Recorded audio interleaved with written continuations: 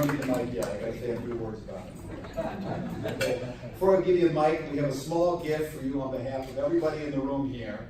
But this is absolutely no measure of what our feelings are for you, of course. You can't match that. Memories like tonight are going to carry with you in a much better way than this little trinket we're going to give you.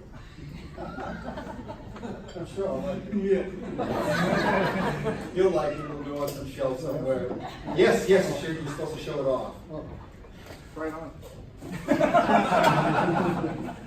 Try it on. You know, a pair of shorts. Yeah. I mean, why?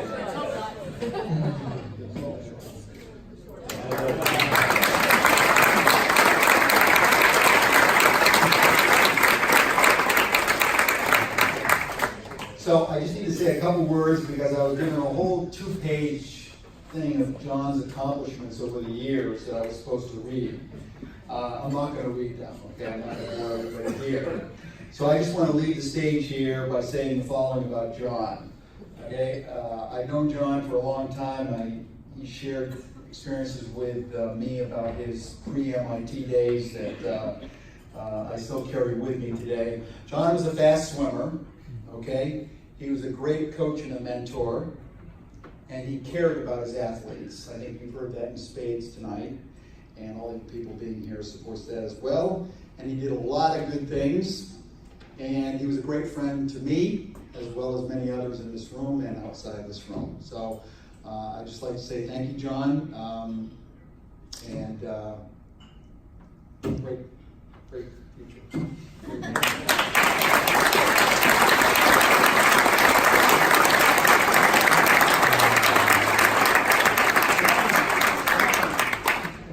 Okay. It's my turn. Thank you all for coming. And I think Preston just shot all those pictures at one meet because I did have more shorts than him. So thank you all for coming, and I appreciate the applause that you just gave to me. It did remind me of a similar response I receive each day when I walk out on the deck. So tonight is an evening of reflection, saying thanks, being thankful, remembrance. But let me interject here that my comments are going to be very brief, something we can all be thankful for. We've had enough John Benedick actually tonight to last us another 44 years. But before I begin, let me take a moment to thank the folks who worked so hard to make this a lovely evening that it is. And that is Candace Crabtree and Caitlin Semino, who have both worked with resource development.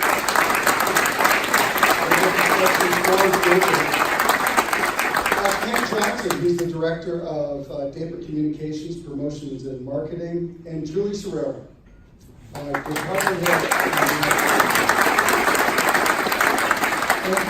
you for everything you've done. You are truly the turnaround queen of that film.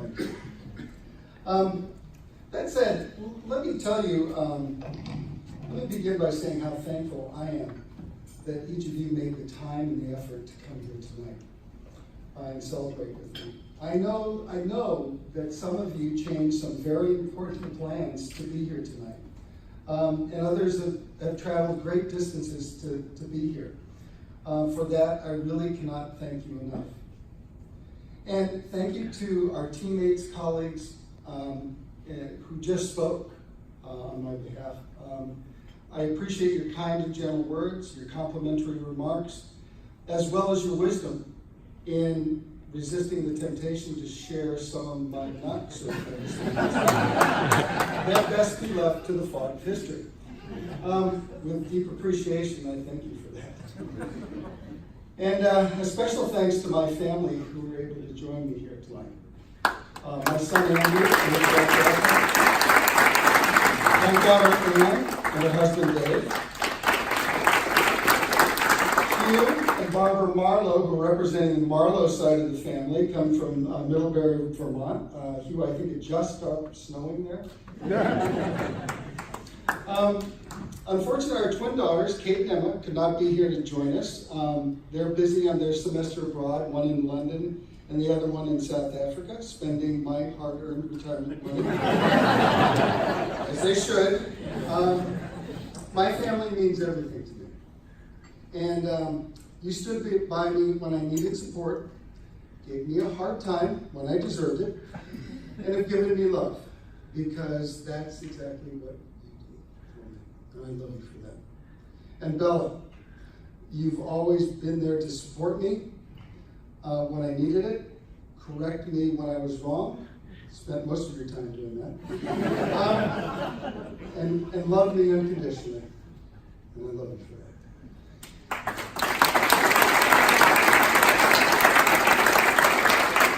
So, 44 short years ago, I arrived in Cambridge, ready to show the East Coast exactly what coaching water polo and swimming was really like. Filled with irrational confidence, limited coaching intellect, I marched onto the alumni pool prepared to take on the world. I was so lucky to end up at MIT. I didn't know it then, but I sure began to understand my good fortune as the years passed. Whether you're a student, faculty, or staff at MIT, MIT expects you to do your best and gives you every opportunity to be successful. It's impossible to overstate what a magnificent place MIT is. Its mission statement is simple, but extraordinary in its scope. Paraphrased, it says that MIT's mission is to solve the world's most difficult problems. And that makes sense, especially when you have a chance to work with the people who make up MIT, the people in this room. You begin to understand how much sense that mission statement makes. And those qualities carried over to the pool. I had fun coaching my 3 teams, water polo, men's swimming, and women's swimming. You guys think you had fun? You have no idea how much fun I had working with you. I can remember not being able to go to sleep at night because I was so excited about going to morning practice.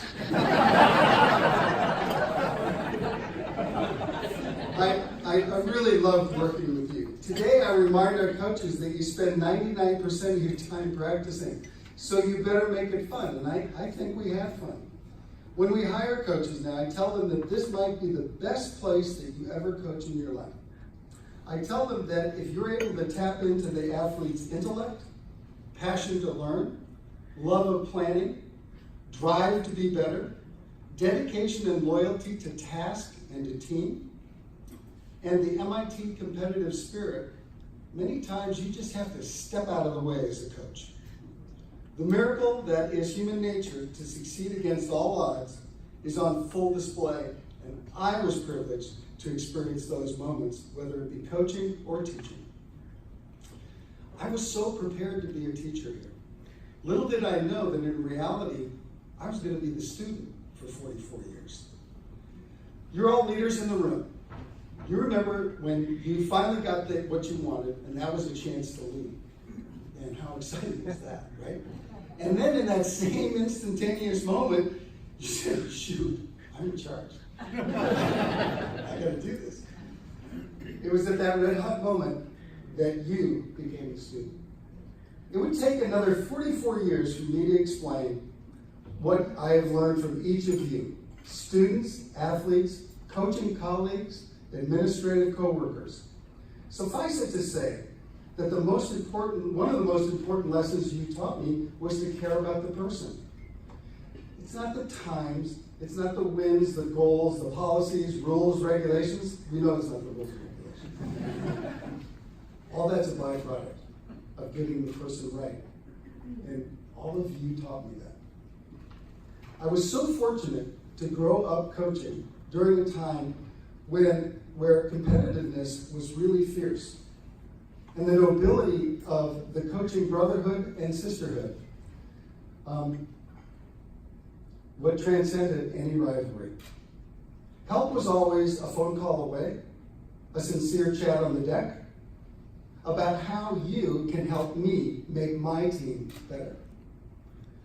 The answer was always yes. It was an amazing gift, and the students were the recipient of that gift.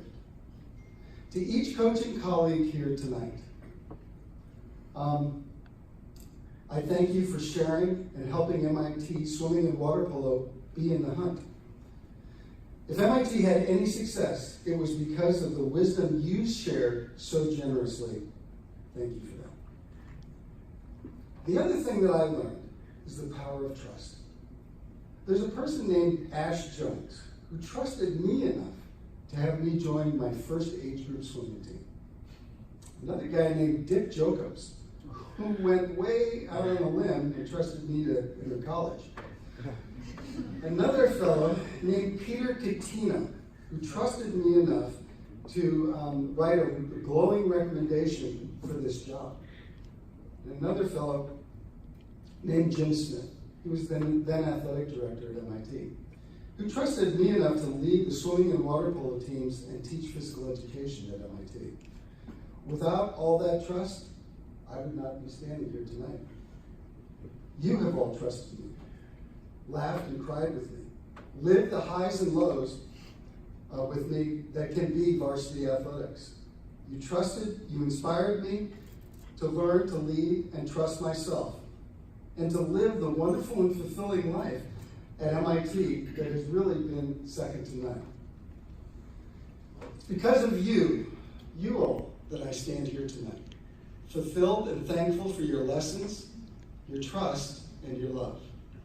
I thank every one of you for a wonderful life at MIT that I will carry on to my next adventures in life with great joy. Thank you all very, very much.